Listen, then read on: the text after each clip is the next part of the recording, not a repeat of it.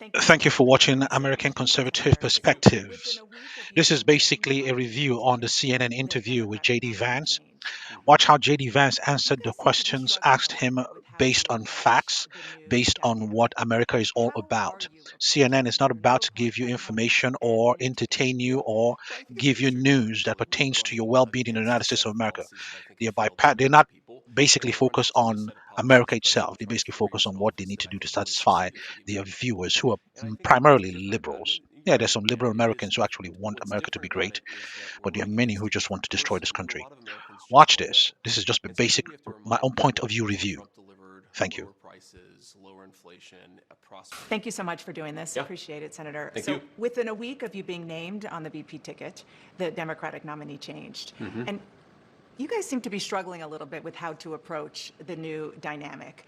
How are you approaching your new opponent and the new ticket? Yeah, well, I think it's pretty straightforward, actually. We're running against a set of policies that I think have failed the American people, and we're running to a set of policies, President Trump's 4 years in office, that I think really succeeded for the American people. And I think that what's different about it, and you're right, Dana, it is different, but what's different about it is that we're running against a different person who a lot of Americans just don't know. And so I think we have to remind people that President Trump delivered lower prices, lower inflation, a prosperous and peaceful world, and also a secure border, and Kamala Harris's policies have produced the exact opposite. Now, that was an easier case to make when Joe Biden was in there because people associate Joe Biden with the policies. But I think Kamala Harris clearly owns the policies of the Biden-Harris administration, especially when we consider the fact that, as we've all learned over the last few months, Joe Biden clearly isn't capable of doing the job. And so I think that drives home that Kamala Harris really has been the one calling the shots. I mean, how could she not? I think Joe Biden doesn't really know where he is. Kamala Harris has been calling the shots as who? Well, I think she has to have been, right? Because if she's not calling the shots, Dana, then who is? And I do think it drives home something that's fundamentally dishonest about the way that Vice President Harris and also a lot of senior Democrats have approached this. If you remember, for months, even years, the argument was that Joe Biden was sharp, he could clearly do the job, and the minute that he performed poorly in that debate and he became political dead weight, you have Kamala Harris and everybody else trying to throw him overboard. But I think the more troubling question is, why did so many senior Democrats, including the Vice President, cover for him? And if Joe Biden wasn't capable of doing the job, as even a lot of Democrats say now, was Kamala Harris in charge or was somebody else in charge? And that's a real issue. There's no evidence that Kamala Harris threw him overboard. But I want to move on to something that Governor Walz has called you and Donald Trump, and that is weird. Sure. And it is taken off. The New York Times reports that when Donald Trump was asked about it, he said, "Not me. They're talking about JD." Well, certainly they've levied that charge against me more than anybody else, but I think that it drives home how they're trying to distract from their own policy failures. I mean, look, this is fundamentally schoolyard bully stuff. They can accuse me of whatever they want to accuse me of. As Harry S. Truman once said, if you can't take the heat, stay out of the kitchen. And I'm doing this because I think that me being vice president will help improve people's lives. So I accept their attacks, but I think that it is a little bit of projection, Dana. If you think about, just take a couple of days ago. Tim Walz gives this big speech. He's been announced as the VP nominee. And I remember when I had just been announced as the VP nominee, I gave my big speech, and I saw my wife, and I gave her a big hug and a kiss because I love my wife, and I think that's what a normal person does. Tim Walz gave his wife a nice, firm Midwestern handshake and then tried to sort of awkwardly correct for it. So I think that what it is two people, Kamala Harris and Tim Walz, who aren't comfortable in their own skin because they aren't comfortable with their policy positions for the American people. And so they're name-calling instead of actually telling the American people how they're going to make their lives better. I think that's weird, Dana, but look, they can call me whatever they want to. You're saying Tim Walz doesn't have affection for his wife? I don't even understand that. I said that he acted weird, which he did, on a national stage in front of his wife and in front of millions of Americans who presumably were watching at home. And I think that it's projection, Dana. Look, I think this election should be about who's going to solve the inflation crisis, who's going to make groceries and housing more affordable, who's going to secure that southern border. Kamala Harris's record is that she supported all the policies that made that problem worse, Dana. We're trying to say we're going to take the country in a different direction. I really think that it's important to point this out, Dana. Their entire campaign has not been about, here's our policy for how we're going to make your life better, or here's what's wrong with Donald Trump and JD Vance's policies. We're going to name call and hope that you don't notice that we don't have an agenda. That is the entire Democrat approach to this election. They have done both. They have both policies, and they are trying to define Dana, you as well. If you go to Kamala Harris's campaign page right now, they still don't have a policy. Well, let's talk about policy policy positions versus about what they're going to do. I think that's really insulting to Americans. You started out talking about the policies Please. in this interview, but you have been on the campaign trail questioning Tim Walz's military record. You say it was shameful that Governor Walz retired from the military before his unit deployed to Iraq. I want to read you something that Joe Eustace, who is a veteran, he served Sure. with Governor Walz, said. He said that's a lie. He said he was as good a soldier as you'll find. I'm not trying to defend him. I hope people don't think that. What I'm trying to do is defend someone who served his country. I'm not voting for him. I'll campaign against him, but I don't think it's fair to characterize his service the way they have. Governor Walz served 24 years. Sure. He even stayed after he could have retired because of 9/11, more than the country asked of him. Do you honor his service? Well, of course, Dana, I honor his service, and I've never criticized what Tim Walz did when he was in the military. I criticized his retirement decision, and most importantly, Dana, I criticized his lying about his own record, okay? This is a guy who was captured on video saying, I carried a gun in war. He never went to war. This is a guy who's been captured on video. As other people say, he's an Afghanistan veteran. He's a veteran of a war, nodding along in agreement instead of saying, no, I did serve my country and I did it honorably, but I never went to a war zone. I'm not criticizing Tim Walz's service. I'm criticizing the fact that he lied about his service for political gain, Dana. Now, I served in the United States Marine Corps, and you know this. And look, there are a lot of things that I'm proud about. I've never lied about what I did or overstated it because it would be beneficial to me in an election. I think that's what Tim Walz did. That's what I was criticizing. And yes, I do think it's scandalous behavior. You talked about one of the things that he said, weapons of war. He was talking in a campaign stop about, Yeah. he was trying to talk about gun control. Sure. And he said, weapons of war I carried in war. I will say that the Harris-Walz campaign did say that the governor misspoke there. Sure.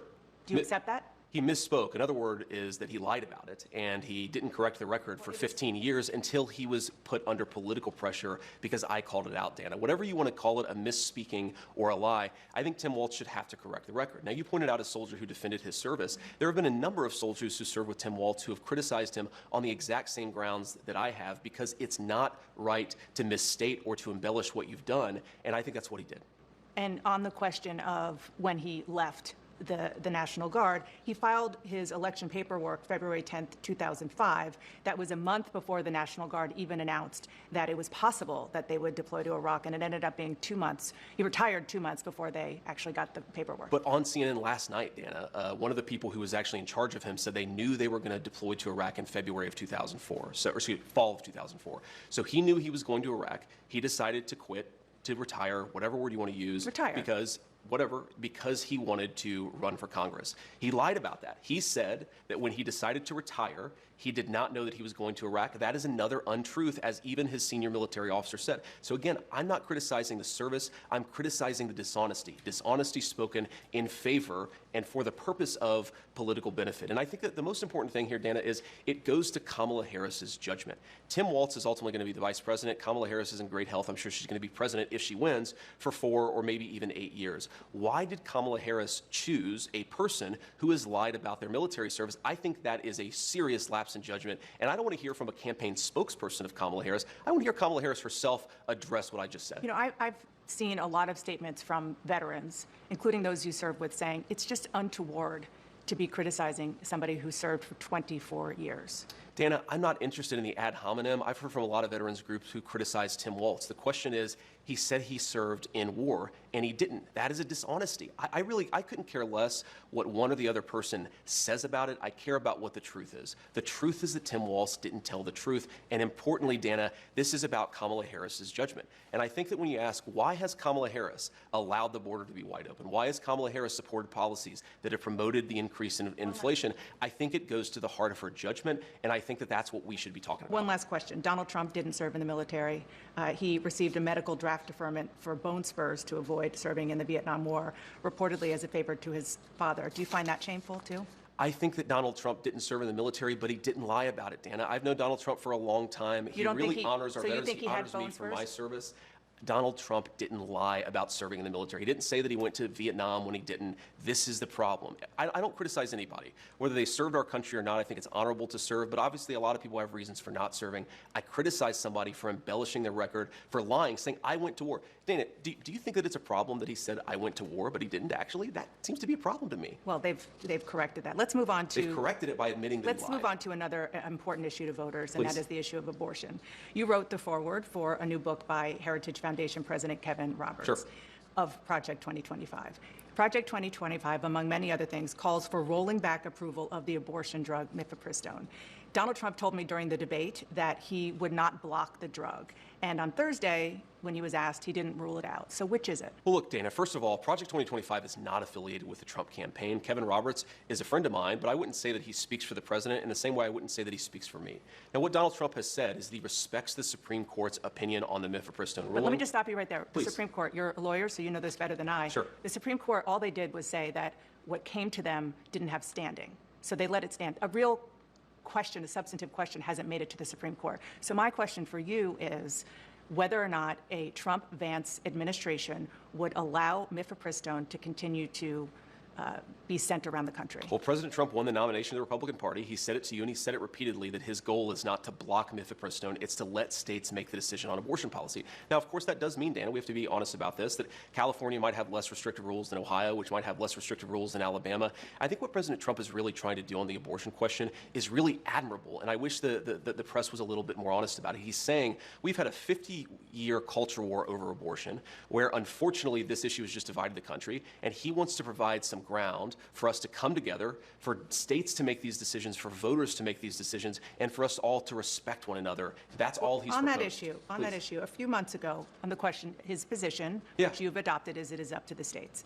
I spoke to a woman named Kate Cox. She lives in Texas. Sure. She was 20 weeks pregnant. Her fetus was diagnosed with a disease called, it was a deadly genetic condition called trisomy 18.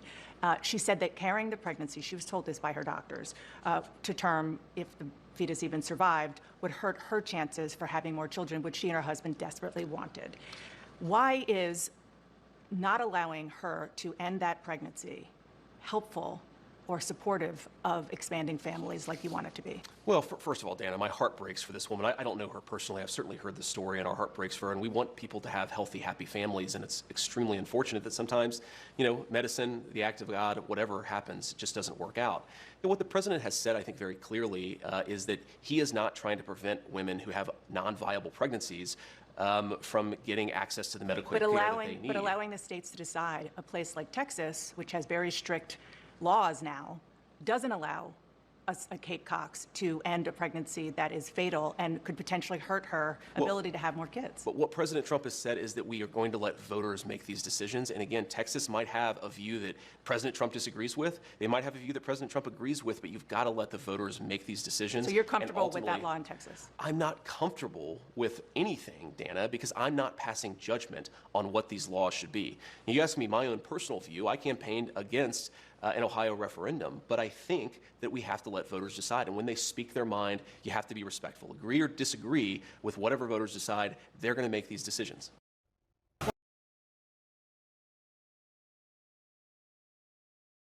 John King is doing a project talking to voters all over swing states. He talked to Republican voters in the critical swing state, must-win, I would say, swing state of Pennsylvania. Of course. One of them, Carol Carty, said she was almost a childless dog lady because she didn't happen to meet the right person until she was 40 years old.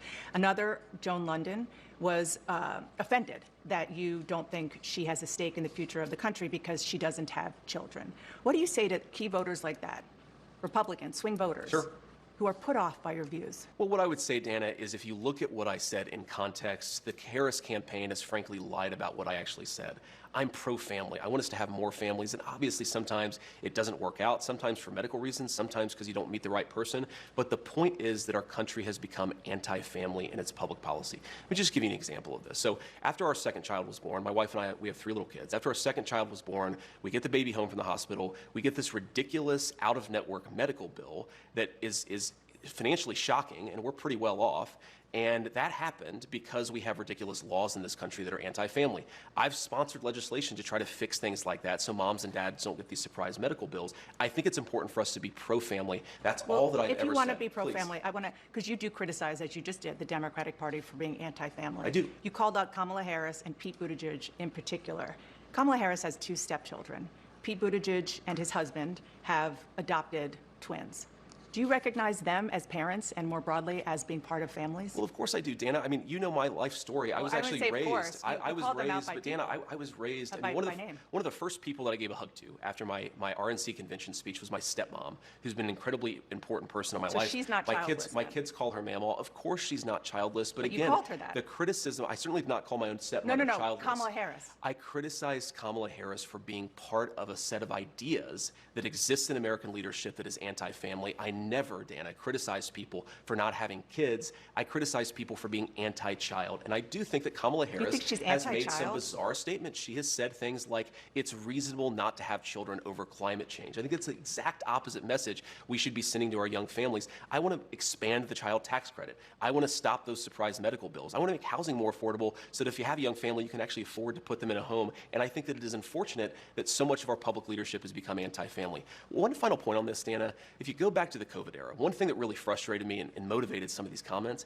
is we were at a point where we were kicking kids out of school. We were masking 3-year-olds and putting the masks back on them, even as they were trying to rip them off at school. I think that if we had more people who took the right perspective and had a little bit more understanding of how little kids actually operate, we would not have made so many of those mistakes during COVID. That's a whole other conversation because No, people it's didn't related know. to this because because people you- didn't know as much because it was But literally a novel sure, virus. But Dana, you asked me I about just- okay. You've now asked me 3 questions about comments that I made 3 years ago.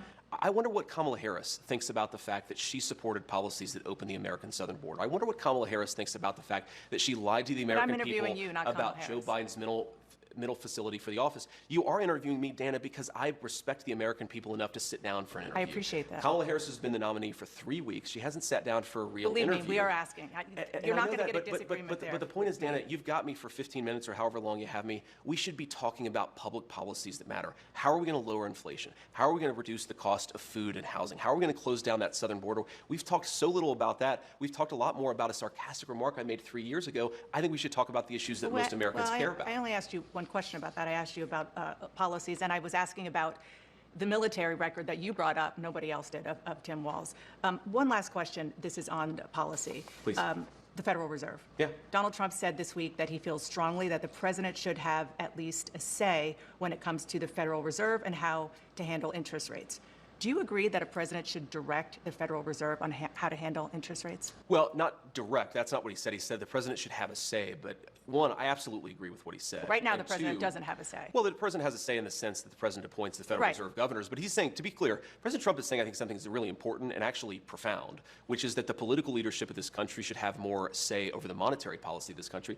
I agree with him. That should fundamentally be a political decision. Agree or disagree, we should have America's elected leaders having input about the most important decisions confronting our country. That would The be a question to huge go- change, just so people understand It that. would be a huge change, but whether the country goes to war, what our interest rates are, these are important questions that American democracy should have important answers for. And I think all President Trump is saying is that, look, it's kind of weird that you have so many bureaucrats making so many important decisions. If the American people don't like our interest rate policy, they should elect somebody different to change that policy. Nothing should be above democratic debate in this country when it comes to the big questions confronting the United States. Okay, one last question. Please. And I can't believe I have to ask you this, but I do, because Donald Trump has been attacking Kamala Harris's racial identity.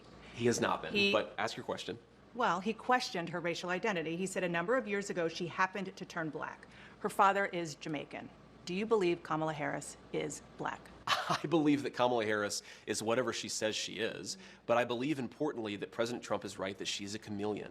She pretends to be one thing in front of one audience, she pretends to be something different in front of another audience. Look, Dana, she's not running a political campaign, she's running a movie. She only speaks to voters behind a teleprompter. Everything is scripted. She doesn't have her policy positions out there. She hasn't answered why she wanted to ban fracking, but now she doesn't. She wanted to fund police, but now she doesn't. She wanted to open the border, but now she doesn't. She should have to answer for why she presents a different set of policies to one audience and a different set of policies to another audience. And I think that's what President Trump is getting at. This is a fundamentally fake person. She's different depending on who she's in front of. With respect, you Please. changed your position on an important thing, which is Donald Trump. Of course I did. And I'm so why are honest you not a about it. chameleon? Because, Dana, I've explained to the American people what's different.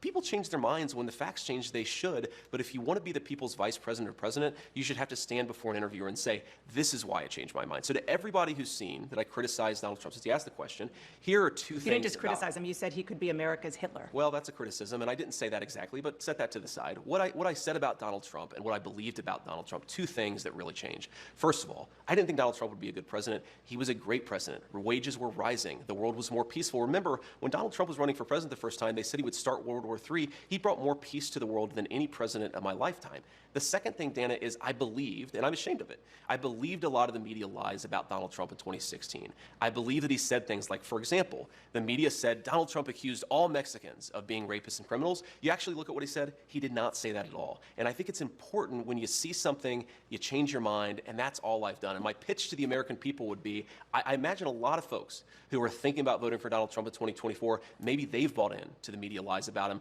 Think for yourself, look at what he actually said, and I think you'll find that he's, one, a very engaging guy, but two, was a very good president. There aren't media lies. We play him and we let him speak for himself, and so people are getting exactly. I'm not accusing you of lying, No, I know, Dana. You know I like you, but No, the I know media you're lies not. from time to I know time you're about not, but Donald people Trump. hear him for himself. Last question. Please. Are you going to debate Tim Walz? Of course. I want to debate Tim Walz. I think it's important, and I think that it goes to a very fundamental difference between the Trump-Vance ticket and our opposition. We believe in talking to the media. We believe in answering questions. We believe in debating. I think it's really important. I mean, look, I'm asking the American people to make me their vice president. It's really important to stand before the American people to make that case, and I'm going to keep on doing it in whatever forum I get the opportunity. We So look thank forward you. to it. Thank you so much Thanks, for Dana. sitting down and taking my Of questions. course. I Thank you for appreciate coming it. here.